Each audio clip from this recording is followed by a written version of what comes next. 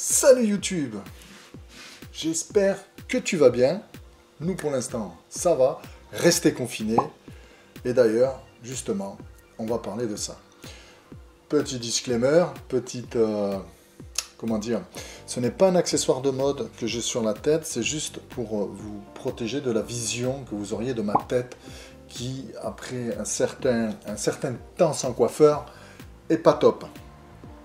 Voilà, donc par contre, dès que ça rouvre, j'y vais en courant, hein, je fonce. Alors, il est temps de profiter de ce moment pour le faire. Il faut attaquer. Quoi donc? Ben, je vous le dis, mais d'abord, n'oubliez pas de vous abonner, de liker, de partager, de tout ce que vous voulez, la vidéo, ça me fera plaisir et ça fera progresser la chaîne.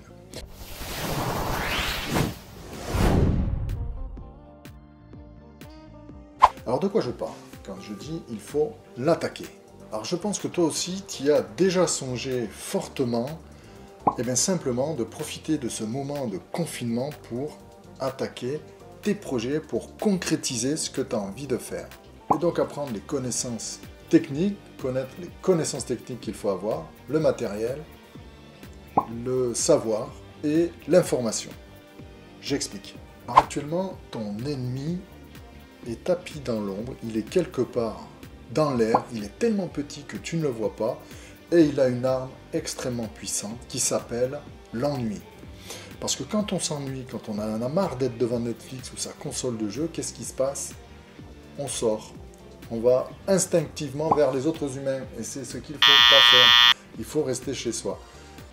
Et donc autant mettre à profit ce laps de temps pour concrétiser les projets, concrétiser ce qu'on a envie de faire, que ça soit, je ne sais pas moi, changer de travail, changer de vie, créer une chaîne YouTube, TikTok, Twitch, je sais pas comment on dit, n'importe, enfin bref, pour créer, pour optimiser un changement. Alors il y a sur le net tout un tas de gourous, tout un tas de gens qui sont là pour te vendre des millions, de la gloire et de la beauté. Hein. Ils se disent qu'en travaillant très peu, tu auras énormément d'argent, il suffit d'acheter leur formation, etc. Bon, ça, tu zappes. Et puis, il y a des gens qui vont te donner de l'info, qui vraiment vont te donner de la valeur, des choses qui sont intéressantes pour toi, pour apprendre à concrétiser ce que tu as envie de faire, comment tout poser à plat. Alors, genre, tu as quelqu'un comme David Laroche qui donne de très bons conseils, il est vraiment fort. Tu as Antoine BM qui est très fort dans un autre style, lui il est vraiment très bien, moi j'adore ce gars-là, et ils vont te pousser en fait dans tes retranchements et à aller chercher ce que tu as de meilleur en toi et à te montrer comment le poser sur la table. Bon, il n'y a pas que, hein, si tu lis des livres d'Anthony Robbins ou enfin d'autres, on n'est pas là pour ça, continuons. Alors déjà, la première chose à faire si tu as envie de changement, c'est pourquoi.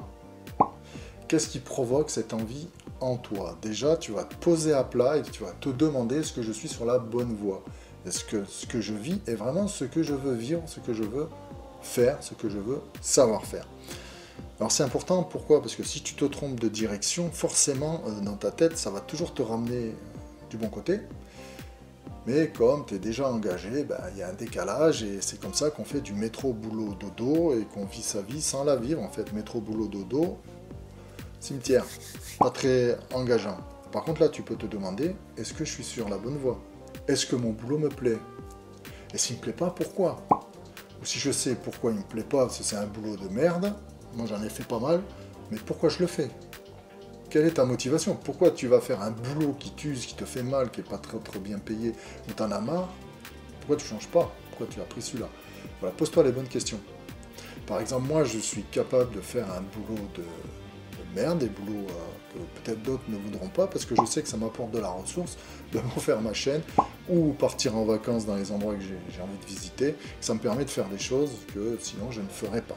Alors pour changer de job, pour changer d'endroit, de vie, pour changer de vie avec sa famille, ou pour plein de choses, déjà il te faut apprendre la connaissance technique.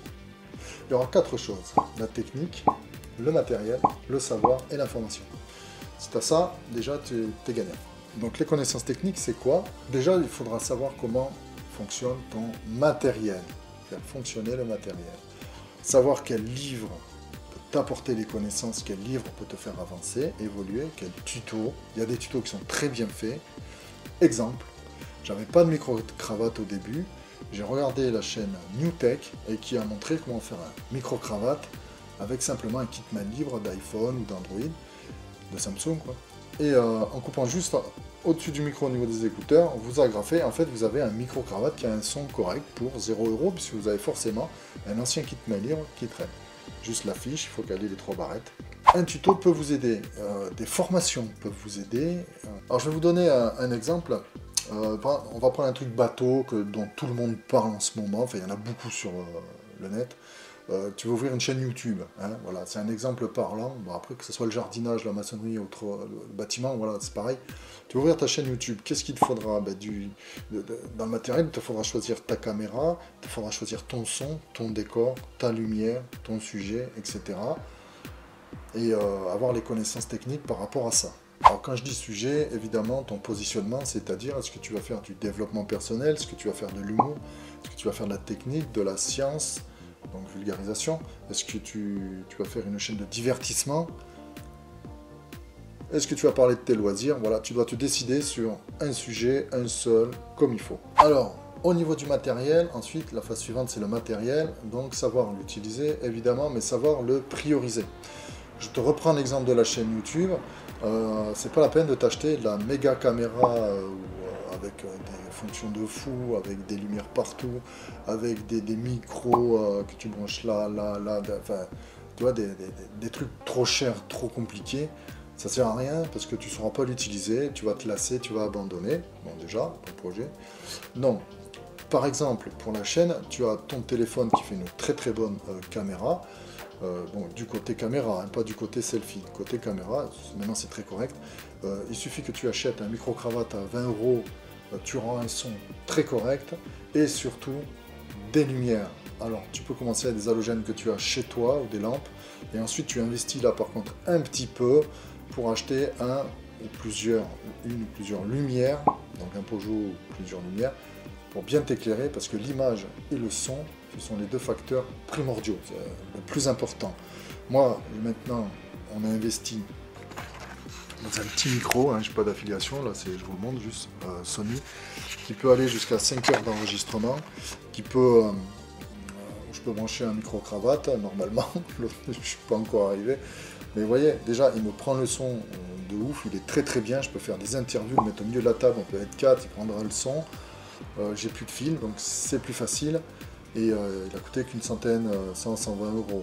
Bon, c'est mon premier gros investissement par rapport à la chaîne en fait. Voilà, après j'ai investi sur un trépied, tout ça, mais tu peux mettre ton téléphone sur des boîtes, tu peux prendre un micro-cravate et un peu de lumière et tu auras une chaîne correcte. Pas la peine d'investir dans des 1000 et des 100, parce que de toute façon tu ne sauras pas l'utiliser au début. Ensuite tu apprendras petit à petit, ça évoluera, et tu investiras pour que ça bouge. Pour ton job c'est pareil. Pour un job c'est pareil. Si tu as des connaissances, ta passion c'est la technologie et que tu connais toutes les caractéristiques, j'arrive pas à le dire, caractéristiques techniques, la puissance, la configuration, que ce soit sur des ordinateurs, que ce soit sur des téléphones, donc iPhone, Samsung, que tu connais bien le système Android, que tu connais les Mac, enfin bref voilà, tu vois ce que je veux dire, tu connais bien la technologie, que tu peux répondre à toutes les questions.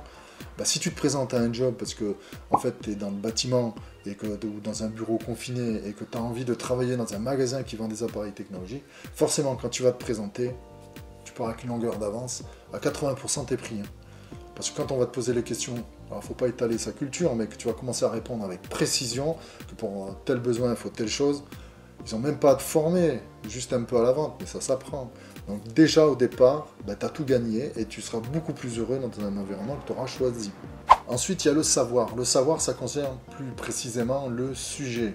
Donc toujours pareil, si c'est pour un job ou une chaîne, on reprend la chaîne. Si tu parles de la reproduction des vers de terre au fin fond de la Russie, tu n'auras pas beaucoup de monde qui vont te suivre, crois-moi.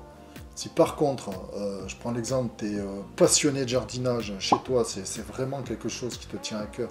Tu as un jardin, tu obtiens des résultats, des beaux fruits, des beaux légumes, etc. Tu as des astuces, des conseils, tu peux apporter de la valeur.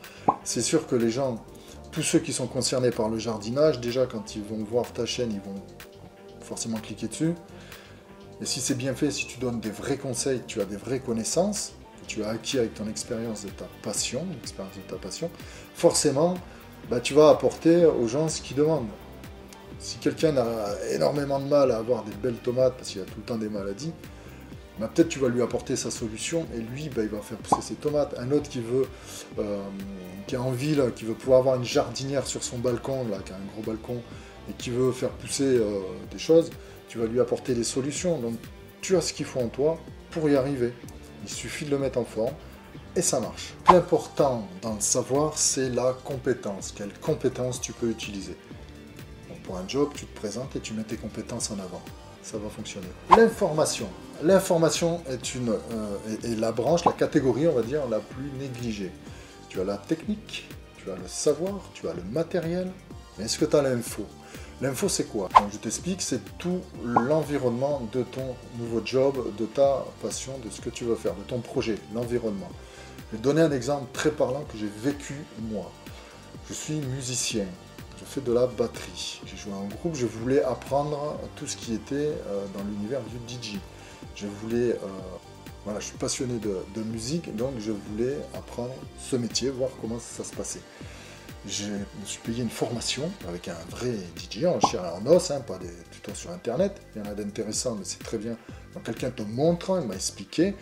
Et au bout de la formation, m'a invité, voilà, il trouvait que j'étais pas mal, donc m'a invité sur une prestation qu'il a fait sur un mariage. Donc j'ai tout fait de A à Z. Le transport du matériel, le mariage et le retour. J'ai tout fait, j'ai même mixé un peu. Mais je dois dire que toutes les contraintes qu'il y a autour de ce métier, toute la culture d'entreprise, entre guillemets, il y a énormément de choses qui ne m'ont pas plu. La façon dont tu es traité aussi sur un mariage. Enfin, il y a beaucoup de choses qui ne m'ont pas plu du tout.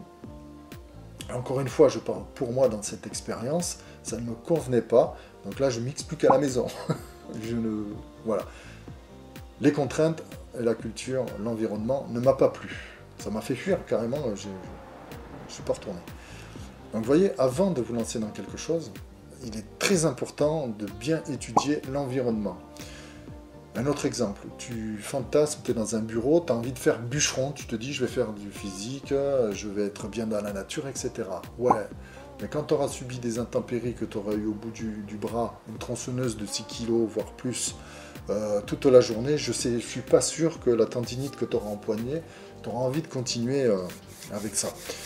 Donc il faut vraiment, avant de se lancer, contacter des gens qui font le métier, qui ont de l'expérience dedans, vraiment se renseigner sur la culture, les codes qu'il y a autour, et à partir de là, bah, tu décides de te lancer ou pas. L'inverse peut être vrai. Tu découvres, ça te plaît énormément et tu fonces et tu es très bien. En résumé, profite de ce moment de confinement dû au coronavirus pour réfléchir sur toi, pour agir sur toi, te remettre en question, ou continuer les choses que tu fais bien, voir si tu veux changer ou pas, qu'est-ce qu'il y a à changer ou pas. Et moi je te dis, à lundi. Bye.